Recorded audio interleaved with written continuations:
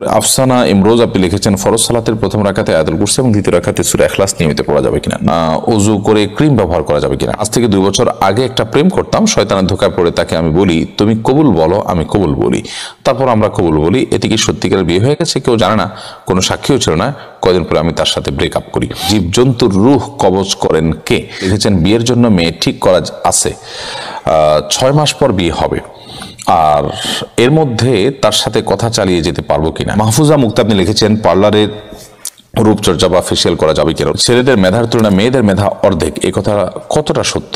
সানা ইমরোজ আপনি লিখেছেন ফরজ সালাতের প্রথম রাকাতে আয়াতুল কুরসি এবং দ্বিতীয় রাকাতে সূরা ইখলাস নিয়মিত পড়া যাবে কিনা। নিয়মিত এটা কেন করবেন? তবে আপনি এটি করলে সালাত আদায় হয়ে যাবে, সালাত আদায় না হওয়ার কোনো কারণ নেই। আয়াতুল কুরসি প্রথম রাকাতে পড়তেই পারেন, আর দ্বিতীয় রাকাতে সূরা ইখলাসও পড়তে পারেন, এতে নামাজ হয়ে যাবে, নামাজ না হওয়ার কোনো কারণ নেই। কিন্তু সূরা ইখলাসকে আপনি মহব্বত করেন এবং আয়াতুল কুরসির ফজিলত আছে সেজন্য আপনি মহব্বত করেন, বাট এটাকে আপনি নিয়মিত করবেন কেন? নিয়মিত করাটা তো সুন্নাহ হতে পারে না, তবে সালাত আদায় হয়ে যাবে। আপনি রাহিম সরকার আপনি লিখেছেন ওযু করে ক্রিম ব্যবহার করা যাবে কিনা। ওযু করার পর ক্রিম ব্যবহার করতে কোনো অসুবিধা নেই। লোশন, ক্রিম, তেল এগুলো ব্যবহার করা যেতে পারে, এগুলো কোনো ক্ষতিকর বিষয় নয়। সিয়াম আহমেদ লিখেছেন আজ থেকে 2 বছর আগে একটা প্রেম করতাম, শয়তানের ধোঁকায় পড়ে তাকে আমি বলি তুমি কবুল বলো, আমি কবুল বলি, তারপর আমরা কবুল বলি। এতে কি সত্যিকারের বিয়ে হয়ে গেছে? কেউ জানে না, কোনো সাক্ষীও ছিল না। কয়েকদিন পরে আমি তার সাথে ব্রেকআপ করি। আল্লাহ মাফ করুক, এর কারণে বিয়ে হয়নি। তবে আপনাদের এই জঘন্য অপরাধ এবং বিবাহ বহির্ভূত যে সম্পর্ক আপনারা করেছেন সেজন্য আল্লাহ তাআলার কাছে মাফ চাইতে হবে, ইস্তেগফার করতে হবে, ক্ষমা প্রার্থনা করতে হবে এবং ভবিষ্যতে এ ধরনের পাপাচারের পথে ভুলেও না মানা দেওয়ার এবং না হাঁটার তওবা প্রতিজ্ঞা আল্লাহ তাআলার কাছে করতে হবে। সুমাইয়া সাদ্দাম আপনি লিখেছেন জীবজন্তুর রূহ কবজ করেন কে? জীবজন্তুর রূহ, মানুষের রূহ সবগুলো কবজ করেন আল্লাহ রাব্বুল আলামিনের পক্ষ থেকে নিযুক্ত ফেরেশতাগণ। এরপরে এমডি আমিনুল ইসলাম আপনি লিখেছেন বিয়ের জন্য মেয়ে ঠিক করা আছে, 6 মাস পর বিয়ে হবে, আর এর মধ্যে তার সাথে কথা চালিয়ে যেতে পারবো কিনা। না, মেয়ে ঠিক করা থাকলে কথা চালিয়ে যেতে পারবেন না। আপনি তার জন্য অবশ্যই আপনাকে আগ্রহ করতে হবে। আমাদের দেশে এই জিনিসটি আছে, এঙ্গেজমেন্ট নাম দিয়ে আমরা ঠিক করে রাখি যে 6 মাস পর বিয়ে হবে, এবং এখন আংটি বিনিময় হলো বা কথা পাকাপাকি হয়ে থাকলো, তো এর মধ্যে স্বামী স্ত্রী সুলভ আলাপচারিতা ছেলে মেয়ে পরস্পর সাথে করতে থাকে, এটা খুবই জঘন্য কথা, এটি জায়েজ নয়। বরং বিয়ে সম্পন্ন হতে হবে, প্রয়োজনে শুধু আগ দুটাই হবে, 2 জন সাক্ষীর সামনে, 2 জন সাক্ষীর উপস্থিতিতে আপনি বিয়ে সম্পন্ন করবেন, বাস সেটাই কিন্তু যথেষ্ট হবে।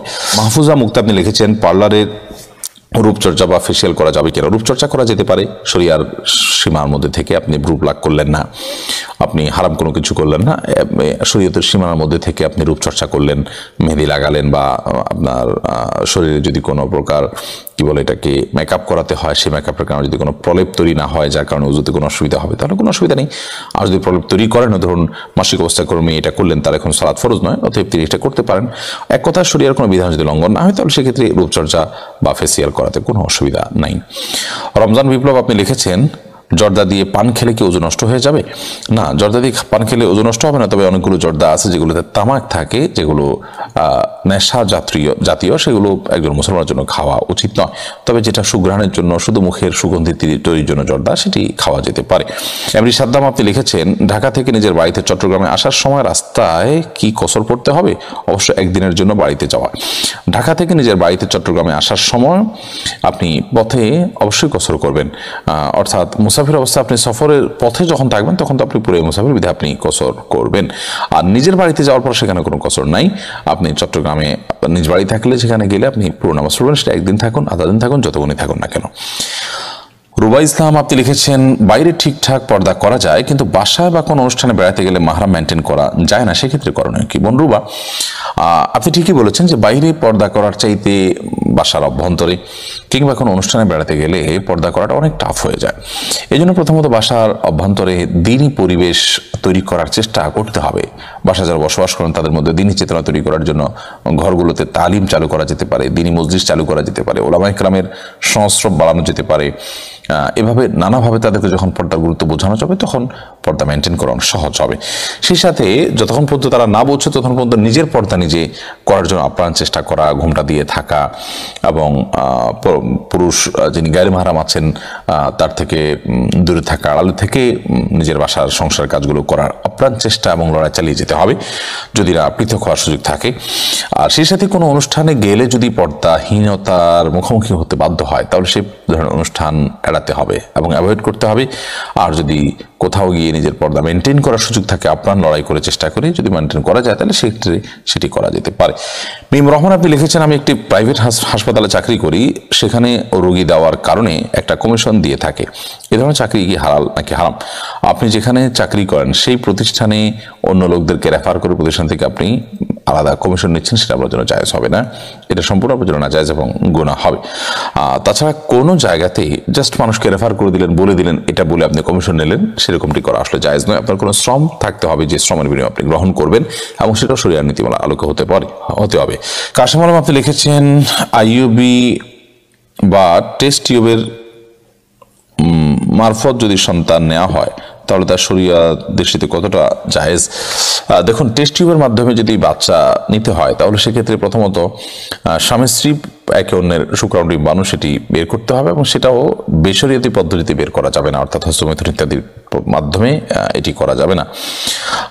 শরীয়তের কোনো বিধান লঙ্ঘন করা ছাড়া এভাবে যদি আপনার স্বামী স্ত্রীর শুক্রাণু ডিম্বাণুর মাধ্যমে টেস্ট টিউব বেবি নেওয়া হয় তাহলে সেটা শর্ত সাপেক্ষে জায়েজ হতে পারে। এরপরে নাজমিন আক্তার আপনি লিখেছেন, ছেলেদের মেধার তুলনায় মেয়েদের মেধা অর্ধেক, এই কথা কতটা সত্য? কোরআন হাদিসে কোথাও এইভাবে বলা হয় নাই যে ছেলেদের তুলনায় মেয়েদের মেধা অর্ধেক বা এরকম কম বেশি কোনো পার্সেন্টেজ শরীয়তে এরকম উল্লেখ করা হয়নি।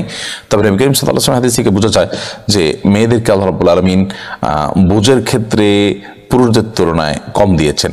এখন আপনি আজকের পৃথিবীর নানা বাস্তবতায় আপনি দেখবেন যে অনেক ক্ষেত্রে মেয়েরা মেধার স্বাক্ষর রাখছে, কিন্তু নবী সাল্লাল্লাহু আলাইহি ওয়াসাল্লাম এই কথা ধ্রুব সত্য, সেটিকে অস্বীকার করবার কোনো সুযোগ নাই। এটা হলো জেনারেল কথা।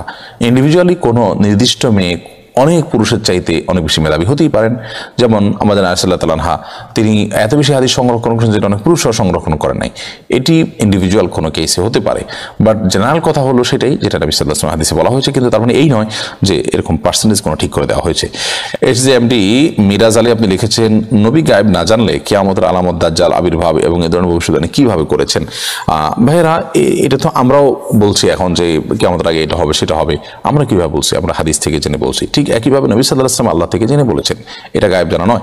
তিনি নিজে থেকে যদি ভবিষ্যৎ সম্পর্কে সবকিছু জানতে পারতেন তাহলে সেক্ষেত্রে উহুদের যুদ্ধে তার দাঁত মোবারক শহীদ হতো না, কারণ কোন দিক থেকে আঘাত আসছে তিনি বলতে পারতেন এবং কোন যুদ্ধে তার জয় হবে, কোন যুদ্ধে পরাজয় হবে, এগুলো সব তিনি আগাম জেনে যেতে পারতেন। ব্যাপারটি সেরকম নয়। আল্লাহ রাব্বুল আলামিন কিয়ামতের আলামত সম্পর্কে, ভবিষ্যতের অনেক কিছু হবে সেগুলো সম্পর্কে জানিয়েছেন, যার কারণে সেটা তিনি আমাদেরকে বলেছেন। কোরআনেও তো আল্লাহ তাআলা অনেক কিছু বলেছেন, সেই আলোকে আমরা বলতে পারছি। আল্লাহ তাআলা বলেছেন, মা ইয়ানতিকু আনিল হাওয়া ইন হুয়া ইল্লা ওয়াহয়ুন ইউহা। নবী সাল্লাল্লাহু আলাইহি ওয়াসাল্লাম যা বলেন মুখে সেটা তার কাছে প্রেরিত ওহী, সে ওহীর আলোকে তিনি সেগুলো বলে থাকেন, যার কারণে এগুলোর কোনোটি কিন্তু আপনার স্বতন্ত্রভাবে নবী সাল্লাল্লাহু আলাইহি ওয়াসাল্লাম নিজে থেকে আপনার বলেছেন এবং আপনার সেটা কি বলে তার গায়েবের ইলম থেকে বলেছেন, এরকমটি মনে করার কোনো সুযোগ নাই।